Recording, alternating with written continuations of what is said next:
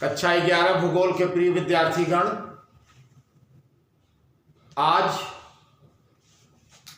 इस वर्चुअल कक्षा में हम आपकी पुस्तक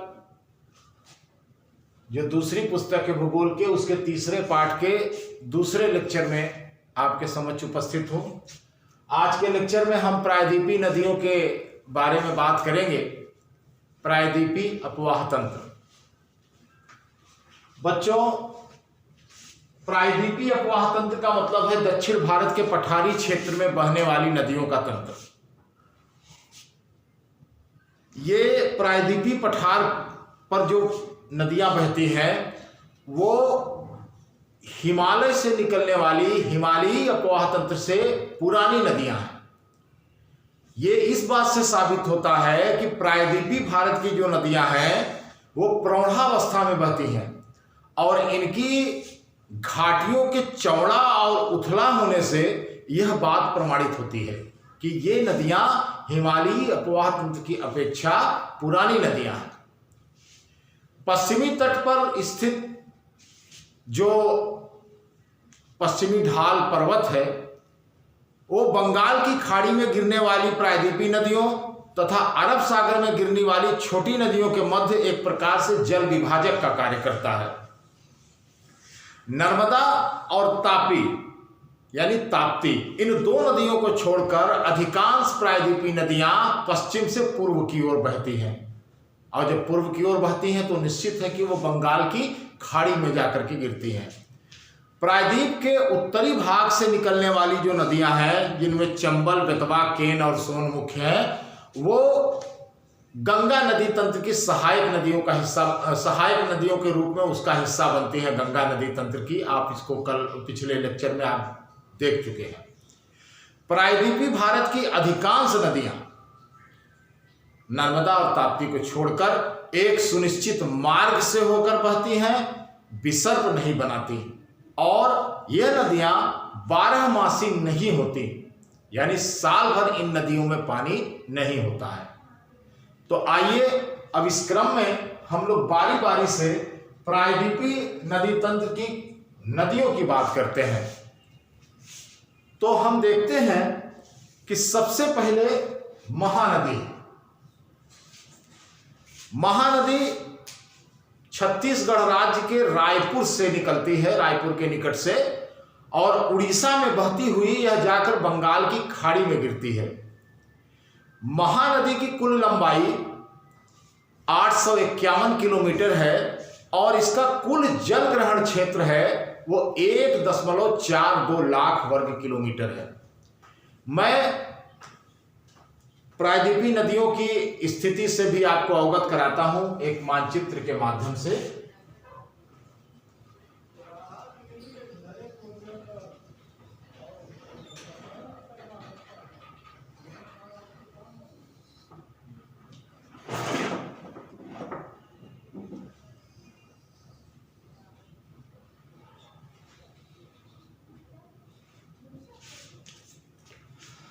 अगर हम इस मानचित्र में, मैंने साउथ का हिस्सा लिया है जहां प्रायद्वीपीय नदियों की स्थिति है, अगर हम बात करें महानदी की तो ये नदी कुछ इस तरीके से अब स्थित है, जो छत्तीसगढ़ से लेकर के, और छत्तीसगढ़ के जैसा कि मैंने बताया रायपुर से निकलती है और उड़ीसा में ही जाकर के ये नदी बंगाल की खाड़ी में गिर जाती है। अब हम दूसरे नदी की बात करेंगे, गोदावरी नदी। तो पहले हम इसकी स्थिति देख लेते हैं। गोदावरी नदी,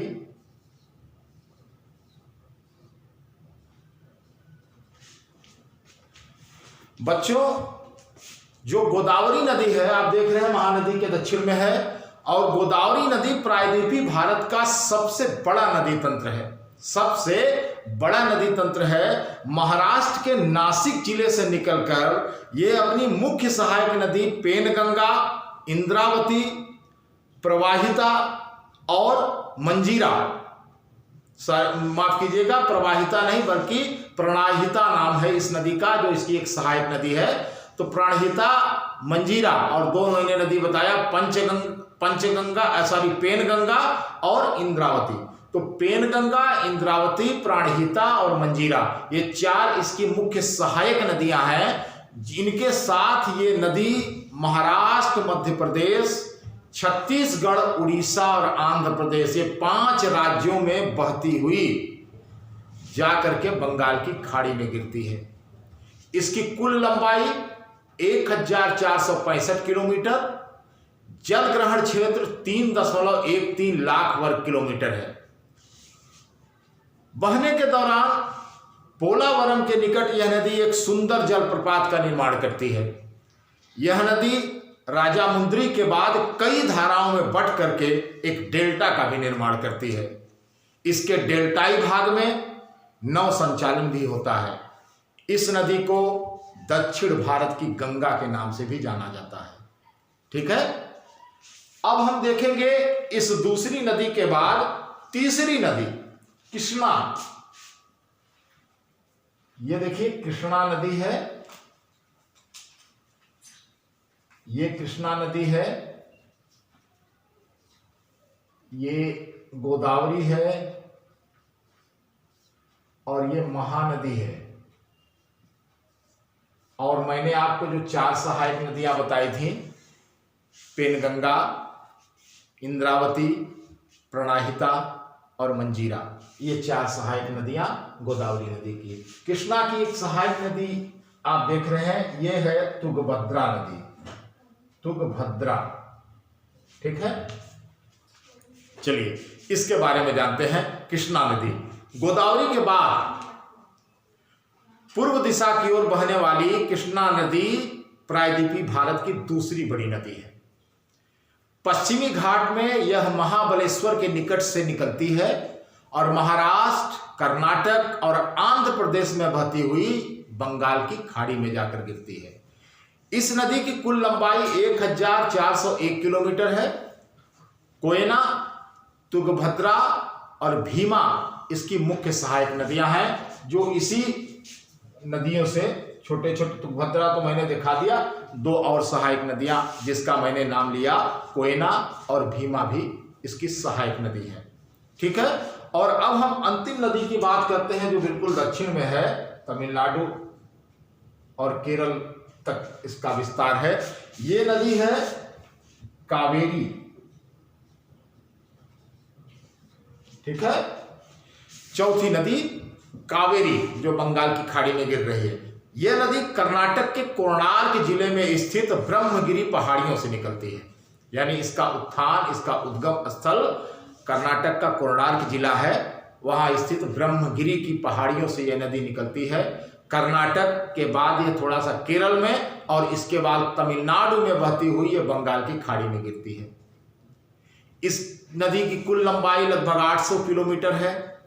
जल ग्रहण क्षेत्र जो इसका है वो 81,155 वर्ग किलोमीटर है। इस नदी का ऊपरी जल ग्रहण क्षेत्र गर्मी में दक्षिण पश्चिम मानसून तथा सर्दी में उत्तरी पूर्वी मानसून की वर्षा से जल प्राप्त करता है। यही कारण है कि यह नदी थोड़े उतार चढ़ाव के साथ साल भर बहती रहती है। जी हाँ, साल भर यह नदी बहती है। तो अब आइए, ये बंगाल की खाड़ी में गिरने वाली, आप जानते हैं बंगाल की खाड़ी है, ये अरब सागर है। अब हम दूसरी नदियों की बात करेंगे। आपने महानदी, गोदावरी, कृष्णा और कावेरी देख लिया। अब हम बात करेंगे नर्मदा नदी की। नर्मदा और ताप्ती ये 2 महत्वपूर्ण नदियां हैं। तो नर्मदा की बात हम लोग करते हैं। पहले नर्मदा की स्थिति आप देख लीजिए। नर्मदा नदी की स्थिति ये है। ठीक है, और ये सभी नदियां आप जानते हैं डेल्टा बनाती हैं जो बंगाल की खाड़ी में गिर रही है, लेकिन ये नदी डेल्टा नहीं बनाती। नर्मदा और इसकी दूसरी नदी जो है इसके ठीक दक्षिण में, यह है नर्मदा और यह है ताप्ती नदी। ताप्ती या तापी कहा जाता है इसको। इन दोनों नदियों के बारे में हम देखते हैं। पहले नर्मदा नदी की बात करते हैं। नर्मदा नदी अमरकंटक पठार के पश्चिमी भाग से, अमरकंटक पठार जो है मध्य प्रदेश के पास, वहां के पश्चिमी भाग से लगभग 1057 मीटर की ऊंचाई से यह नदी निकलती है। यह उत्तर में विंध्याचल तथा दक्षिण में सतपुड़ा श्रेणियां हैं, पहाड़ पठारियां हैं ये। इनके मध्य दरार घाटी यानी विभ्रंश घाटी में से बहती हुई संगमरमर की चट्टानों में महाखड्ड बनाती है। और जबलपुर जो मध्य प्रदेश का एक महत्वपूर्ण जिला है, वहां पे एक बहुत बड़े जलप्रपात का निर्माण करती है, जिसको हम धुआंधार जलप्रपात के नाम से जानते हैं। इसके बाद जलप्रपात बनाने के बाद यह नदी मध्य प्रदेश की सबसे बड़ी नदी के रूप में जानी जाती है, यह भी आप जान लें। यह लगभग 1312 किलोमीटर की लंबाई में दरार घाटी में प्रवाहित होने के बाद भड़ौच के दक्षिण में अरब सागर में गिरती है। ठीक है। यह लगभग 27 किलोमीटर लंबे ज्वार नदमुख का निर्माण करती है। इस नदी पर ही महत्वपूर्ण सरदार सरोवर परियोजना स्थापित की गई है। ज्वार नदमुख क्या है, डेल्टा क्या है, ये मैं अभी आपने इसके बारे में पढ़ा भी होगा पूर्व कक्षाओं में, लेकिन अभी मैं आपको इस पर थोड़ा सा बता दूंगा। पहले हम बाकी नदियों की बात कर लेते हैं, इसके बाद मैं इसको बताता हूं। ताप्ती नदी नर्मदा के दक्षिण में, आपको मैंने स्थिति यहाँ मानचित्र पर दिखाया है। तो हम ताप्ती की बात करते हैं। यह भी पूर्व से पश्चिम दरार घाटी में बहने वाली दूसरी महत्वपूर्ण नदी है, जो मध्य प्रदेश के बैतूल जिले के मुल्ताई से निकलती है। 724 किलोमीटर लंबी यह नदी तथा इसका जल ग्रहण क्षेत्र जो है वो है 65,145 वर्ग किलोमीटर। इसका अपवाह क्षेत्र महाराष्ट्र, मध्य प्रदेश और गुजरात राज्य में विस्तृत है। अब ये दोनों नदियां डेल्टा नहीं बनाती, ज्वार नदमुख बनाती हैं। क्या अंतर है डेल्टा और ज्वार नदमुख में? इधर मैंने बताया कि ये आपकी जो महानदी गोदावरी, कृष्णा, कावेरी, यहां आप देख रहे हैं, ये त्रिभुजाकार जो चीजें देख रहे हैं, इसको हम डेल्टा कहते हैं। नदी जब अपनी प्रौढ़ावस्था से बहती हुई या वृद्धावस्था में पहुंच जाती है, जब वृद्धावस्था का मतलब जब नदी समुद्र से मिलने वाली होती है, तो जो अपने साथ वो कीचड़, बालू, कंकड़, पत्थर, सब चीजें जो अवसाद लेकर आती है, उसको ढो पाना उसके लिए बेहद मुश्किल हो जाता है। उसको ढोने में जब असमर्थ हो जाती है नदी, क्योंकि वहां ढाल बिल्कुल समाप्त हो जाता है, तो वहां पे जो कीचड़, जो अवसाद नदी लेकर आती है, वो समुद्र के किनारे फैल जाता है। और उस कीचड़ युक्त मैदान में से नदियां नालियों के रूप में, जैसे वृक्ष में कई जड़ें होती हैं या शाखाएं होती, उन शाखाओं से शाखानुमा एक आकृति बनाती हुई नदियां जो है वो नहरों की तरह से होकर के पानी में, समुद्र में गिरती हैं। और एक कीचड़ युक्त क्षेत्र जो बहुत दूर तक समुद्र के किनारे फैला होता है। इसी आकृति को हम डेल्टा कहते हैं। ठीक है। अब ज्वार नदमुख क्या है? ज्वार नदमुख समुद्र के किनारे धरातल पर नहीं बनता, बल्कि जो अवसाद नदियां लेकर आती हैं वो किनारे न बिछा करके उसको ले जाके समुद्र में बिछा देती हैं। तो एक लंबी द्रोणी टाइप का बन जाता है, जिसको कि हम ज्वार नदमुख कहते हैं। अब यहां में एक बहुत महत्वपूर्ण प्रश्न मुझे याद आ गया, मैं आपको बता दूं क्योंकि वो परीक्षा में आता है कि नर्मदा और ताप्ती नदियां डेल्टा नहीं बनाती, जबकि दक्षिण प्रायद्वीपीय भारत की और नदियां डेल्टा बनाती हैं, जबकि नर्मदा और तापी नदी ज्वार नदमुख बनाती हैं। क्यों? तो इस क्यों का जवाब यह है कि अन्य नदियां डेल्टा बनाती हैं क्योंकि वो समुद्र के किनारे पहुंचती हैं तो उनका ढाल बेहद कमजोर पड़ जाता है, इसलिए वो अपने साथ लाए अवसाद को समुद्र के किनारे ही बिछा देती हैं। जबकि नर्मदा और तापी नदियां विभ्रंश घाटी से होकर बहती हैं, दरार घाटी से होकर बहती हैं। इनका वेग अपेक्षाकृत तेज होता है, इसलिए ये अपने अवसाद को समुद्र के किनारे पहुंचते समय भी इनका वेग तेज होता है। तो ये अपने अवसादों को समुद्र के बाहर ये समुद्र के बाहर धरातल पर न पटक करके उसको धकेल करके समुद्र में लेके चली जाती हैं। तो इसलिए वहां डेल्टा नहीं बन पाता, बल्कि ज्वार नदमुख बनता है। इसको आप याद किए रहिएगा क्योंकि ये महत्वपूर्ण प्रश्न पूछा जाता है आपसे। ठीक है। तो इस प्रकार ताप्ती के बाद एक और नदी बचती है लूनी, हम इसकी भी चर्चा कर लें। लूनी नदी की स्थिति देखिए, यहाँ राजस्थान से ये आकर के यहाँ गिरती है, ये लूनी नदी है। एक और नदी मैं आपको दिखा दूँ, ये साबरमती है जो गुजरात की महत्वपूर्ण नदी है। लूनी नदी का उद्गम दो नदियों सरस्वती और सागरमती के रूप में पुष्कर के निकट से होता है। पुष्कर राजस्थान में स्थित है, आप जानते हैं। ये दोनों गोविंदगढ़ के निकट आपस में मिलती हैं और अरावली के पश्चिम से लूनी नदी के नाम से निकलती हैं। ठीक है, राजस्थान का यह सबसे बड़ा नदी तंत्र माना जाता है और यह कच्छ केरल में जाकर के गिरती है। यह नदी तंत्र छोटा और मौसमी है। ठीक है, अब हम इस पाठ के दो अन्य महत्वपूर्ण बिंदुओं की अंत में चर्चा करेंगे।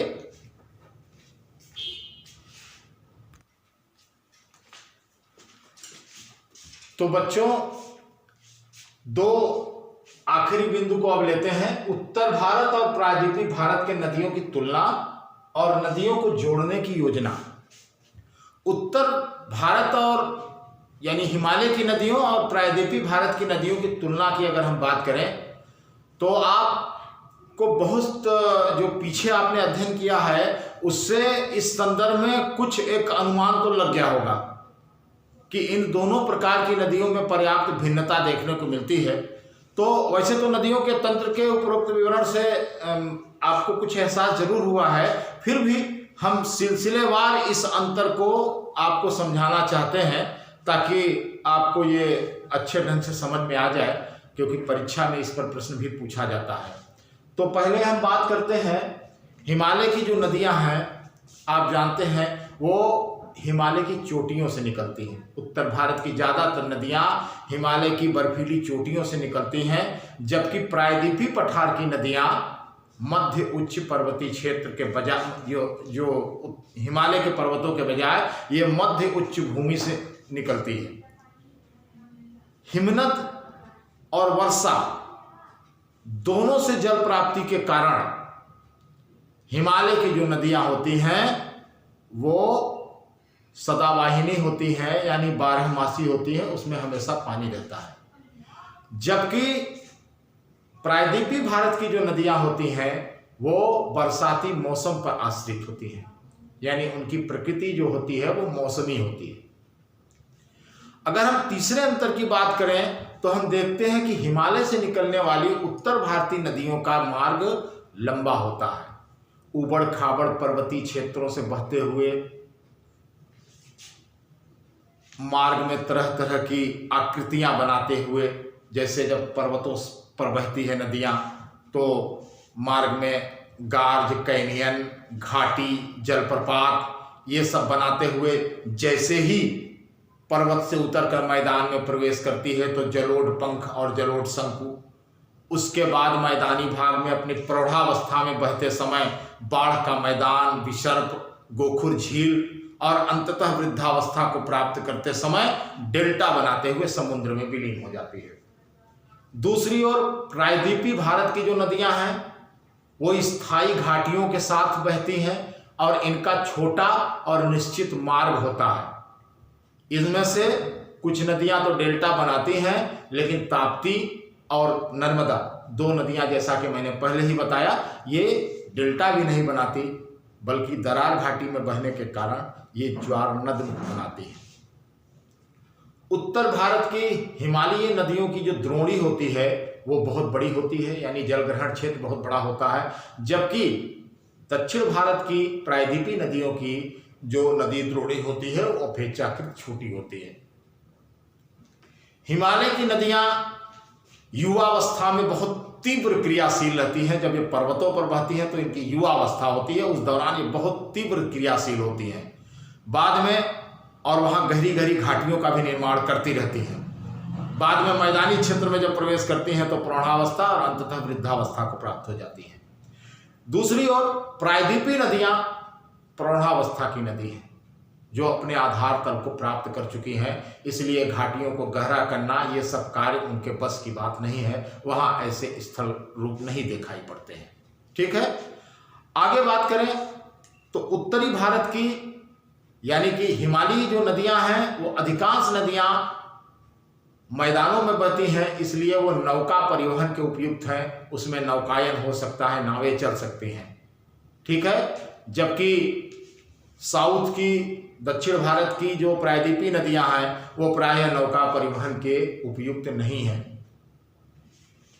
एक और अंतर हम देख लें, उत्तर भारत की नदियां मैदानी भागों में बहती हैं, इसलिए यहाँ नहरें निकालकर सिंचाई का काम आसानी से किया जा सकता है इन नदियों से, जबकि दक्षिण भारत की नदियां, प्रायद्वीपीय नदियां कठोर पठारी क्षेत्र से होकर बहती हैं जहां नहरें बनाना बेहद कठिन है।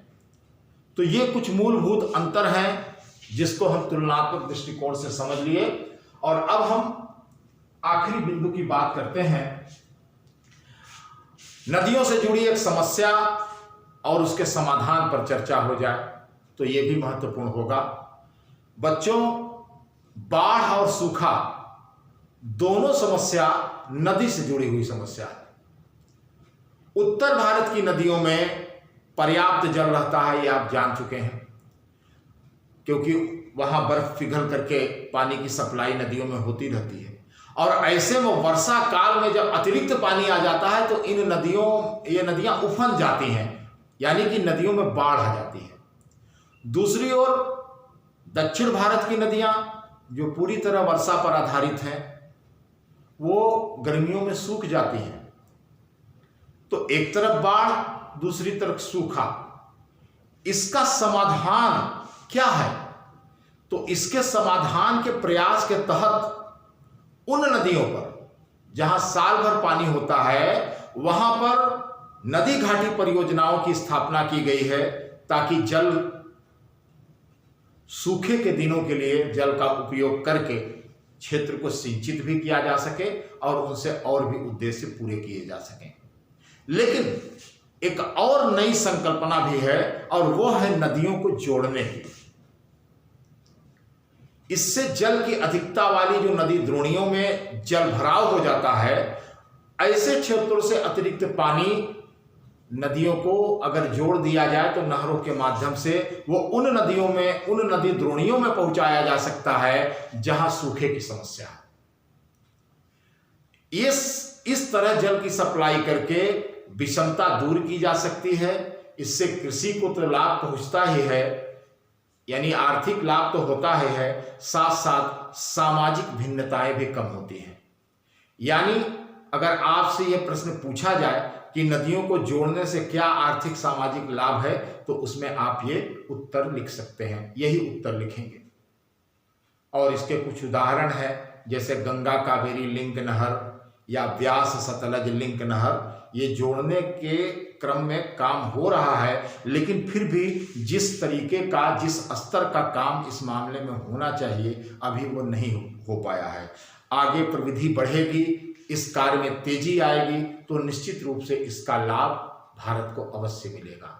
ठीक है, तो इस लेक्चर के साथ ही आपके इस अध्याय का भी अंत होता है। अब अगले नए अध्याय के साथ मैं आपसे दूसरे वीडियो में मिलूंगा। तो आज का लेक्चर यहीं समाप्त करते हैं। धन्यवाद।